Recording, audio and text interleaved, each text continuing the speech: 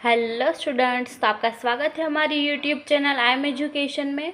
तो आज हम डिस्कस करने वाले एम.कॉम सेम 1 का जो हमारा सब्जेक्ट है BRM, उसका जो हमारा यूनिट नंबर 4 चल रहा है उसका ये थर्ड वीडियो है जो है काई स्क्वेयर टेस्ट। तो पहले 2 वीडियो अगर आपने चेकआउट नहीं किए तो मेक श्योर कि पहले वो चेकआउट करें, ताकि उसमें जो हमने एक्सरसाइज नंबर 4.1 और 4.2 के जो सम हमने यहाँ पे सॉल्यूशन किए हैं वो आपको समझ में आ सके, तो ये सम आपके लिए और भी आसान रहेगा। तो मेक श्योर कि वो वीडियो पहले चेकआउट करें। और इस वीडियो में हम यहाँ पे जो एक्सरसाइज नंबर 4.2 दिया गया है उसका आज हम सॉल्यूशन करने वाले हैं। तो मेक श्योर कि वीडियो एंड तक देखें ताकि आपको जो भी सॉल्यूशन है वो समझ में आ सके। और अभी आप ये वीडियो देख रहे हैं और अभी तक आपने हमारे चैनल को सब्सक्राइब नहीं किया तो मेक श्योर कि सब्सक्राइब करें और बाजू में जो बेल आइकन आएगा उसको प्रेस करें, ताकि हर नए वीडियो की नोटिफिकेशन आपको सबसे पहले मिले। तो आइए स्टार्ट करते हैं। जो हमारा एक्सरसाइज नंबर 4.2 है उसका क्वेश्चन नंबर 4, और इसके बाद भी हम 2 क्वेश्चन और सॉल्व करने वाले हैं, तो मेक श्योर कि आप वीडियो पूरा देखें। तो अब हम स्टार्ट करते हैं जो हमारा क्वेश्चन नंबर 4 है उसका सॉल्यूशन। तो यहाँ पे हमें बताया गया है कि to test the efficiency of a new drug and control experiment was conducted where in 300 patients were administered the new drug and 200 other patients were not given the drug. The result obtained were as follows. यानी कि यहाँ पे हमें कुछ information यहाँ पे दी गई है ड्रग के रिगार्डिंग, जिस पेशेंट को यहाँ पे ड्रग दिया गया है और जिस पेशेंट को ड्रग नहीं दिया गया है उसकी हमें यहाँ पे रो में इन्फॉर्मेशन दी है, और कॉलम में जो ड्रग दिया गया है बट वो क्योर्ड हो गए उसकी इन्फॉर्मेशन है, फिर कंडीशन वर्स्ट इन्फॉर्मेशन है, और फिर जिसकी कोई इफ़ेक्ट ही नहीं हुई उसकी इन्फॉर्मेशन हमें यहाँ पे दी गई है। तो अब हमें यहाँ पे जो हमारे 4.2 की जो मेथड है उसके अकॉर्डिंग हमें ये सोल्व करना रहेगा। तो यहाँ पे हमें कुछ इस तरह की इन्फॉर्मेशन एग्ज़ाम में दी गई होगी। तो यहाँ पे हमें फर्स्ट ऑफ ऑल क्या करना है, तो हमारा जो टोटल है तो हमें फर्स्ट रो और कॉलम का टोटल यहाँ पे लिखना रहेगा। तो मैंने यहाँ पे पहले से ही टोटल करके रखा हुआ है, तो अगर इन दोनों का टोटल है वो सेम ही आना चाहिए। तो फर्स्ट हमें यहाँ पे जो ये फ्रीक्वेंसी दी गई है वो हमारी ऑब्जर्व फ्रीक्वेंसी हमें यहाँ पे दी गई है। तो अब हमें यहाँ पे जो हमारी एक्सपेक्टेड फ्रीक्वेंसी है वो फाइंड आउट करनी रहेगी। तो चलिए देखते हैं कि हमारी जो एक्सपेक्टेड फ्रीक्वेंसी है वो हम कैसे फाइंड आउट करते हैं। तो फर्स्ट जो हमारा है 200, उसकी एक्सपेक्टेड फ्रीक्वेंसी यहाँ पे फाइंड आउट करने के लिए हमें क्या करना रहेगा, तो 320 हमें यहाँ पे दिया गया है, और इसके रो के सामने जो टोटल है इसका और इसका हम मल्टीप्लाई करेंगे और फिर इसका जो टोटल है उससे डिवाइड करेंगे। तो यहाँ पे इसका जो एक्सपेक्टेड फ्रीक्वेंसी है वो फाइंड आउट करने के लिए यहाँ पे 320 इंटू में 300 करेंगे और इसका जो आंसर आएगा उसको 500 से डिवाइड करेंगे। तो इसका जो एक्सपेक्टेड फ्रीक्वेंसी हमें मिल रहा है वो है 192। इसी तरह से इसका फाइंड आउट करने के लिए इसके सामने का जो टोटल है वो लेंगे और इसके जो कॉलम का टोटल है वो लेंगे और इन दोनों का मल्टीप्लाई करके 500 से डिवाइड करेंगे। तो यहाँ पे 320 इंटू में करेंगे 200 एंड डिवाइड करेंगे 500 से। तो हमारा जो एक्सपेक्टेड फ्रीक्वेंसी है वो आएगा 128। इसी तरह से हम 40 के जो हमें यहाँ पे दी गई उसकी एक्सपेक्टेड फ्रीक्वेंसी फाइंड करते हैं। तो यहाँ पे 70 इंटू में करेंगे 300 और इसका डिवाइड करेंगे 500 से। तो हमारा जो आंसर आएगा वो आएगा 42। फिर इसका फाइंड आउट करते हैं तो 17 इंटू में 200 करेंगे, डिवाइड में आएगा 500। तो इसका आंसर हमें मिलेगा 28। इसी तरह से बाकी के 2 है वो हम फाइंड आउट कर लेते हैं। तो यहाँ पे जो हमें एक्सपेक्टेड फ्रीक्वेंसी थी वो इसकी अमाउंट हमने यहाँ पे फाइंड आउट कर दी है। तो अब हमें यहाँ पे जो हमारा हाइपोथेसिस है जो हमें फाइंड आउट करना है वो हम यहाँ पे लिख देते हैं। तो हमारा हाइपोथेसिस क्या है, तो हाइपोथेसिस करके हम यहाँ पे लिखेंगे कि फाइंडिंग द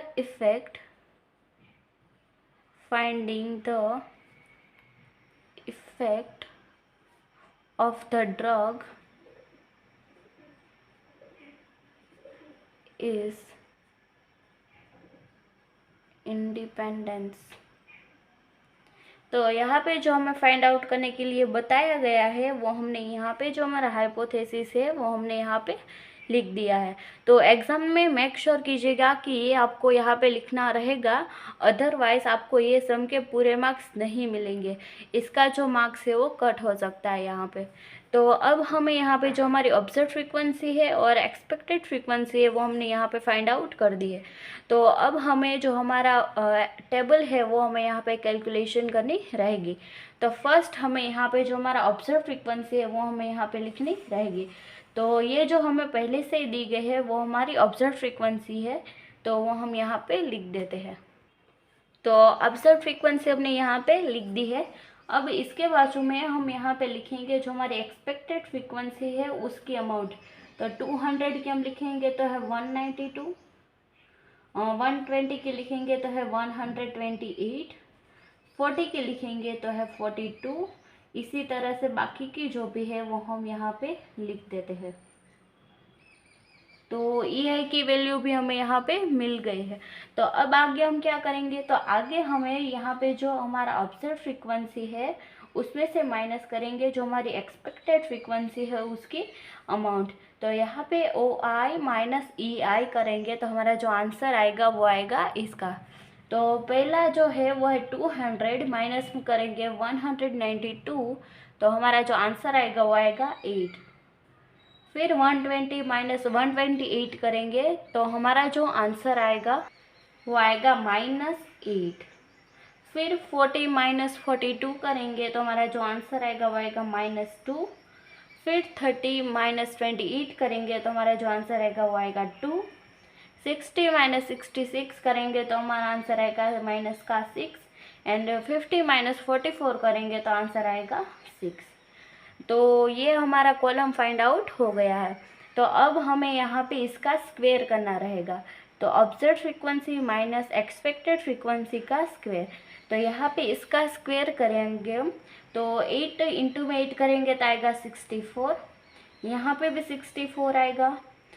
2 का हम स्क्वायर करेंगे तो आएगा 4। यहाँ पे भी 4 आएगा। फिर 6 का हम स्क्वायर करेंगे तो आएगा 36। तो यहाँ पे हमने जब स्क्वायर किया तो यहाँ पे जो माइनस है वो यहाँ से कट हो जाता है, क्योंकि हमने यहाँ पे स्क्वायर किया हुआ है।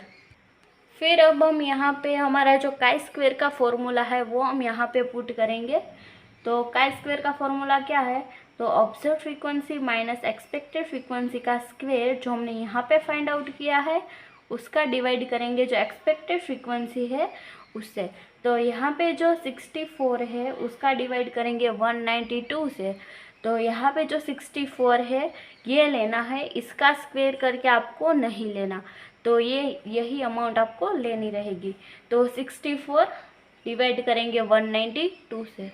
तो यहाँ पे जो हमारा आंसर आएगा वो आएगा 0.3333। तो इसी तरह से बाकी की जो भी अमाउंट है वो हम यहाँ पे फाइंड आउट कर लेते हैं। तो यहाँ पे जो बाकी की अमाउंट थी वो हमने यहाँ पे फाइंड आउट कर दी है।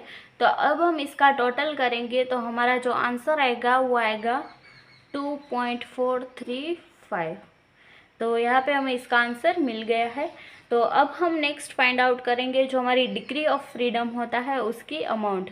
तो यहाँ पे लिखेंगे डिग्री ऑफ फ्रीडम। तो इसका फॉर्मूला क्या होता है, तो इसका फॉर्मूला r-1 एंड c-1। तो r का मतलब यहाँ पे रो होता है और c का मतलब यहाँ पे कॉलम होता है। तो यहाँ पे कितनी रो है, तो 1 एंड 2 रो दी गई है। तो अब हम यहाँ पे लिखेंगे 2 - 1 एंड कॉलम हमें यहाँ पे कितने दी गए, तो 1 2 एंड 3 कॉलम हमें यहाँ पे दी गई है। तो 3 - 1 करेंगे तो 2 - 1 = 1 एंड 3 - 1 = 2। तो 1 इंटू में 2 करेंगे तो हमारा जो आंसर आएगा वो आएगा 2। अब हम यहाँ पे जो हमारी टेबुलेटेड वैल्यू है वो हमें यहाँ पे फाइंड आउट करनी रहेगी। बट हमें यहाँ पे क्वेश्चन में बताया गया नहीं है कि हमें किस लेवल ऑफ सिग्निफिकेंस से हमें यहाँ पे फाइंड आउट करना रहेगा। तो अगर हमें यहाँ पे नहीं बताया गया तो हमें 0.05 के अकॉर्डिंग ही यहाँ पे फाइंड आउट करना रहेगा। तो अब हम जो यहाँ पे लेवल ऑफ सिग्निफिकेंस रखेंगे वो है 0.05 के अकॉर्डिंग। तो अब हम जो हमारा आंसर है वो लिख देते हैं। तो काई स्क्वेयर कैलकुलेटेड जो हमारा आंसर आ गया है वो आया है 2.435 एंड जो हमारा काई स्क्वेयर टेबुलेटेड की वैल्यू है वो हमें यहाँ पे मिली है 5.99। तो यहाँ पे जो कैलकुलेटेड वैल्यू है उससे जो टेबुलेटेड वैल्यू है वो बड़ी है, यानी कि यहाँ पे जो लेस देन का साइन आएगा। तो यहाँ पे क्योंकि टेबुलेटेड वैल्यू जो हमारी है वो यहाँ पे बड़ी वैल्यू है, इसीलिए जो हमारा हाइपोथेसिस है वो मे बी एक्सेप्टेड। तो हमें यहाँ पे जो आंसर लिखना रहेगा वो लिखना रहेगा हाइपोथेसिस मे बी एक्सेप्टेड।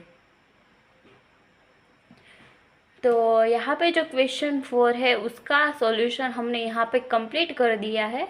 तो अब हम जो नेक्स्ट क्वेश्चन है वो सॉल्व करते हैं। और इससे पहले अगर आपको ये वीडियो पसंद आ रहा है तो मेक श्योर कि like this video, share this video and subscribe to our channel. और इसी तरह के वीडियो आप अगर चाहते हो तो मेक श्योर कि कमेंट भी लो। तो ये नेक्स्ट क्वेश्चन हम सॉल्व करने वाले हैं जो हमारा एग्जाम्पल नंबर 12 दिया गया है, जो 4.2 एक्सरसाइज का है, वो हम सॉल्व करने वाले हैं। तो मैंने क्वेश्चन यहाँ पे पहले से ही राइट डाउन करके रखा हुआ है, तो अब हम इसका सॉल्यूशन करते हैं। तो यहाँ पे हमें इसका टोटल नहीं बताया गया है, तो इसका टोटल हमें खुद ही फाइंड आउट करना रहेगा। तो पहले हम कॉलम वाइज टोटल कर देते हैं। तो फर्स्ट कॉलम का टोटल आएगा 395। फिर सेकंड कॉलम का हम टोटल करें तो आएगा 27 एंड थर्ड कॉलम का टोटल करें तो आएगा 23। अब हम रो वाइज टोटल कर लेते हैं। तो फर्स्ट रो का हमारा टोटल आएगा 100, फिर सेकंड का आएगा 195 एंड थर्ड रो जो हमारी है उसका आंसर आएगा 150। तो इन तीनों का और इन तीनों का अगर हम टोटल करें तो इसका टोटल सेम ही आना चाहिए। तो इसका हम टोटल करें तो हमारा जो आंसर आएगा वो आएगा 445। तो यहाँ पे हमारा जो टोटल है वो मिल गया है हमें। तो अब हमें यहाँ पे जो ऑब्जर्व फ्रीक्वेंसी ऑलरेडी दी गई है, तो अब हमें यहाँ पे जो हमारी एक्सपेक्टेड फ्रीक्वेंसी है वो हमें यहाँ पे फाइंड आउट करनी रहेगी। तो इसके पहले क्वेश्चन में भी हमने सीखा कि एक्सपेक्टेड फ्रीक्वेंसी कैसे फाइंड आउट कर लेते हैं। तो आई होप कि आपको अब आ गया होगा। तो फिर भी हम यहाँ पे एक दो सॉल्व करके देख लेते हैं। तो फर्स्ट यहाँ पे 90 दिया हुआ है, तो उसकी जो एक्सपेक्टेड फ्रीक्वेंसी है वो कैसे फाइंड आउट करते हैं। तो इसका जो रो वाइज टोटल है और कॉलम वाइज जो टोटल है इसका इनटू में करेंगे और इसका जो सबका टोटल है उससे डिवाइड करेंगे। तो अगर हमें यहाँ पे जो 90 हमें यहाँ पे दिया हुआ है उसकी एक्सपेक्टेड फ्रीक्वेंसी हमें यहाँ पे फाइंड आउट करनी है। तो इसका जो कॉलम वाइज टोटल है 395 इंटू में जो इसका रो वाइज टोटल है 100, इन दोनों का इंटू में करेंगे और इसका जो आंसर आएगा उसको इससे डिवाइड करेंगे। तो हमारा जो इसका जो आंसर आएगा वो आएगा 89। फिर इसी तरह से 170 का फाइंड आउट करेंगे। तो हमारा जो 395 है उसका इंटू करेंगे 195 से और इसको डिवाइड करेंगे 445 से। तो हमारा जो आंसर आएगा वो आएगा 173। तो इसी तरह से बाकी की जो अमाउंट है वो हम फाइंड आउट करके यहाँ पे लिख देते हैं। तो यहाँ पे जो हमने एक्सपेक्टेड फ्रीक्वेंसी की अमाउंट थी वो सारी हमने यहाँ पे फाइंड आउट कर ली है। तो अब हमने जो अगले क्वेश्चन सॉल्व किया उसमें जो टेबल बनाया था वो टेबल यहाँ पे भी हम ड्रॉ करेंगे। तो पहले हम यहाँ पे टेबल जो है वो ड्रॉ कर लेते हैं। तो यहाँ पे हमने जो टेबल है वो ड्रॉ कर दिया है। तो अब हम यहाँ पे पहले लिखेंगे जो हमारी ऑब्जर्व फ्रीक्वेंसी है वो हम यहाँ पे लिखेंगे और दूसरा हम लिखेंगे जो हमारी एक्सपेक्टेड फ्रीक्वेंसी है जो हमने यहाँ पे फाइंड आउट की है वो हम यहाँ पे लिखेंगे। तो अब हम इसकी अमाउंट यहाँ पे लिख देते हैं। तो यहाँ पे इन दोनों की अमाउंट हमने यहाँ पे लिख दी है।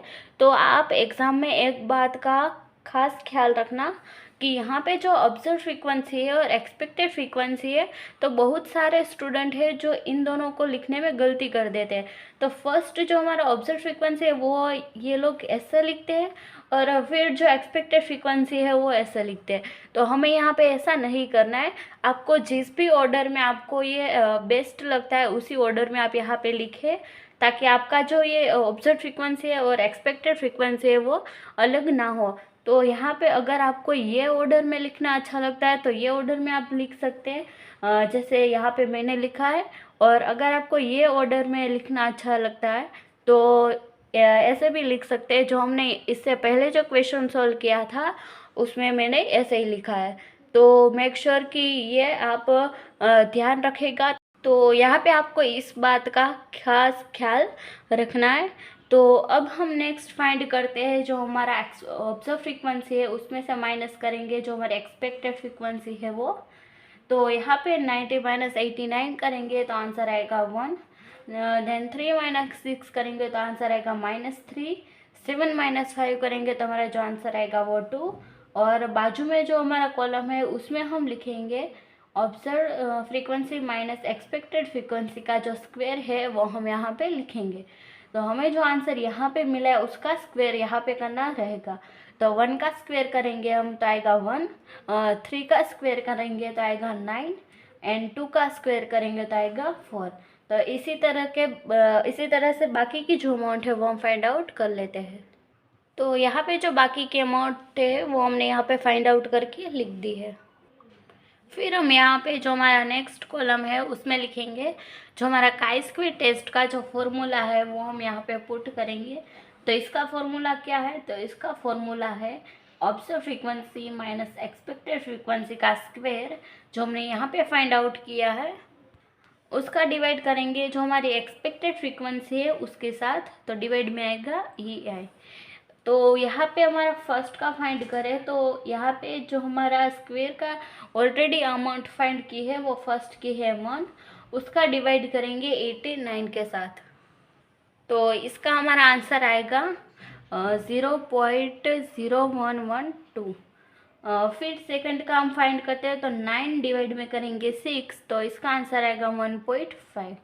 फिर 4 डिवाइड में 5 करेंगे तो इसका आंसर आएगा 0.8। तो इसी तरह से बाकी की जो अमाउंट है वो हम यहाँ पे फाइंड आउट कर लेते हैं। तो यहाँ पे जो बाकी की अमाउंट थी वो हमने यहाँ पे फाइंड आउट कर दी है। तो अब हम इस सब का टोटल करेंगे तो हमारा जो आंसर आएगा वो आएगा 7.42। तो इसका आंसर हमें यहाँ पे मिल गया है। फिर हम यहाँ पे फाइंड आउट करते हैं जो हमारा डिग्री ऑफ फ्रीडम है उसकी अमाउंट। तो यहाँ पे जो डिग्री ऑफ फ्रीडम उसका इक्वेशन है R-1 यानी कि रो -1 एंड C-1 यानी कि कॉलम -1। तो यहाँ पे जो हमारी रो है वो कितनी है? तो 1, 2 एंड 3 रो हमें यहाँ पे दी गई है। तो 3 - 1 करेंगे। फिर हमें यहाँ पे जो हमारी कॉलम है वो कितनी दी गई है? तो 1, 2 एंड 3 कॉलम यहाँ पे दी गए। तो 3 - 1 करेंगे तो दोनों का आंसर हमें यहाँ पे मिलेगा 2, और 2 इंटू में 2 करेंगे तो आंसर आएगा 4। तो यहाँ पे जो हमारा डिग्री ऑफ फ्रीडम है उसका आंसर यहाँ पे हमें मिल गया है। तो अब हमें जो हमारा काई स्क्वायर टेस्ट का जो टेबल है लॉग टेबल उसमें इसकी अमाउंट देखेंगे तो हमें मिलेगी जो काई स्क्वायर की टेबुलेटेड वैल्यू है वो। तो यहाँ पे 4 के अकॉर्डिंग हमें यहाँ पे 0.05 का सिग्निफिकेंस लेवल दिया हुआ है। तो इसके अकॉर्डिंग हम देखें तो हमारा जो काई स्क्वायर टेबुलेटेड वैल्यू है उसकी अमाउंट आएगी 9.49। और यहाँ पे जो हमारी काई स्क्वायर की कैलकुलेटेड वैल्यू है वो आई है 7.42। जो इसका टोटल हमने यहाँ पे किया है वो कैलकुलेटेड वैल्यू है। तो यहाँ पे टेबुलेटेड वैल्यू कैलकुलेटेड वैल्यू से बड़ी है तो यहाँ पे लेस देन साइन आएगा। तो क्योंकि यहाँ पे जो टेबुलेटेड वैल्यू है वो यहाँ पे बड़ी अमाउंट है तो हमारा जो हाइपोथेसिस है वो मे बी एक्सेप्टेड। तो हाइपोथेसिस मे बी एक्सेप्टेड। तो इसी तरह से हमने जो क्वेश्चन 12 है उसका सॉल्यूशन हमने यहाँ पे ख़त्म कर दिया है। तो आई होप कि इसका सॉल्यूशन आपको समझ में आया होगा। तो अगर आपको ये वीडियो पसंद आ रहा है तो मेक श्योर कि like share and subscribe to our channel. And आप इसी तरह के वीडियो और चाहते हो तो मेक श्योर कि कमेंट बिलो, तो मैं इसके ऊपर भी वीडियो ला सकूं। तो अब हम फाइंड करेंगे जो हमारा नेक्स्ट क्वेश्चन है उसका सॉल्यूशन। तो यहाँ पे जो हम नेक्स्ट क्वेश्चन सॉल्व करने वाले हैं वो है क्वेश्चन नंबर 14, जो मैं बुक में ऑलरेडी दिया हुआ है, वो मैंने यहाँ पे पहले से राइट डाउन करके रखा हुआ है। तो इसमें हमें बताया गया है कि a dice is thrown for 150 times, the number obtain on the upper face of the dice and its frequency are shown in the following data. तो हमें यहाँ पे कुछ डेटा दिया हुआ है डाइस के बारे में। तो फर्स्ट हमें यहाँ पे दिया हुआ है number obtain on upper face, जो डाइस के अपर फेस में जो नंबर आए हैं वो हमें यहाँ पे दिए हैं। तो 1 to 6 नंबर हमें यहाँ पे दिए हुए हैं। फिर हमें यहाँ पे जो फ्रीक्वेंसी है वो दी गई है।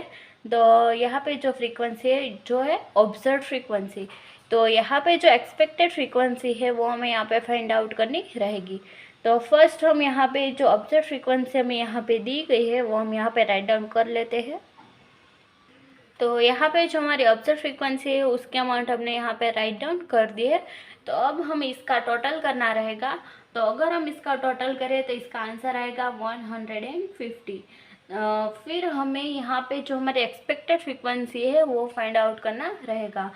तो यहाँ पे हम लिख देते हैं जो हमारी एक्सपेक्टेड फ्रीक्वेंसी है वो।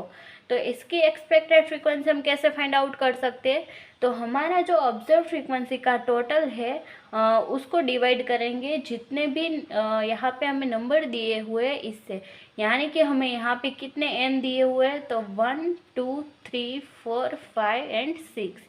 तो यहाँ पे 6 यानी कि जो हमारा n है वो 6 हुआ यहाँ पे। तो 150 को डिवाइड करेंगे 6 से। तो यहाँ पे आप ऐसे भी यहाँ पे कैलकुलेट कर सकते हैं। तो 1 2 3 4 5 6, तो 150 डिवाइड बाई 6 करेंगे तो हमारा आंसर आएगा वो आएगा 25। यानी कि हमारी जो एक्सपेक्टेड फ्रीक्वेंसी है वो सेम ही रहेगी। तो यहाँ पे सब में आएगा 25 ही हम यहाँ पे लिखेंगे। तो एक्सपेक्टेड फ्रीक्वेंसी हमने यहाँ पे इसी तरह से फाइंड आउट करनी रहेगी। तो यहाँ पे जो ये फ्रीक्वेंसी हमें मिली है वो सब में सेम ही रहेगी। फिर अब हम यहाँ पे एज यूजुअली फाइंड आउट कर देते हैं, जो हमारी ऑब्जर्व फ्रीक्वेंसी है उसमें से माइनस करेंगे एक्सपेक्टेड फ्रीक्वेंसी, फिर इसका स्क्वायर करेंगे हम यहाँ पे, तो इसका स्क्वायर, और लास्ट में हमारा जो फॉर्मूला है वो हम यहाँ पे पुट करते। तो आई होप कि आपको ये सब कैलकुलेट करना आ गया होगा। तो अब हम इन सब की यहाँ पे अमाउंट फाइंड आउट कर लेते हैं। तो यहाँ पे जो सारी अमाउंट थी वो हमने यहाँ पे फाइंड आउट करके राइट डाउन कर दिए, ताकि आपका जो टाइम है वो सेव हो सके। तो अब हम यहाँ पे जो हमारा टेबुलेटेड वैल्यू है वो लेवल ऑफ सिग्निफिकेंस 0.05 के अकॉर्डिंग हम यहाँ पे लेंगे, क्योंकि हमें यहाँ पे डिस्क्राइब नहीं किया कि हम किस लेवल ऑफ सिग्निफिकेंस के फाइंड करें। तो हम यहाँ पे लेंगे 0.05 के अकॉर्डिंग। तो 0.05 के अकॉर्डिंग हमारा जो काई स्क्वायर का टेबुलेटेड का वैल्यू है वो आएगा 11.07। तो मे बी आपको एक क्वेश्चन में दिया गया होगा या नहीं दिया गया होगा, आई डोंट नो, बट आप ये एक बार चेक कर लीजिएगा। एग्ज़ाम में तो ये आपको दिया हुआ ही रहेगा। फिर हमारा जो काई स्क्वायर का कैलकुलेटेड वैल्यू है वो हमें यहाँ पे फाइंड आउट किया है 2.24। तो यहाँ पे जो टेबुलेटेड वैल्यू है वो यहाँ पे बड़ी है, यानी कि हमारा जो हाइपोथेसिस है वो मे बी एक्सेप्टेड। तो ये हमारा जो क्वेश्चन नंबर 14 है उसका सॉल्यूशन हमने यहाँ पे कंप्लीट कर दिया है। तो आई होप कि आपको ये समझ में आया होगा। तो बाकी के जो रिमेनिंग सम है वो अब आप आई होप कि खुद ही सोल्व कर सकते हैं। तो मेक श्योर कि अगर आपको कोई भी क्वेरी है उसमें भी, तो just let me know in the comment section and you will get solution on it. तो अगर आपको वीडियो पसंद आ रहा है तो मेक श्योर कि like share and subscribe to our channel. तो मिलते हैं नेक्स्ट वीडियो में, टिल देन थैंक यू।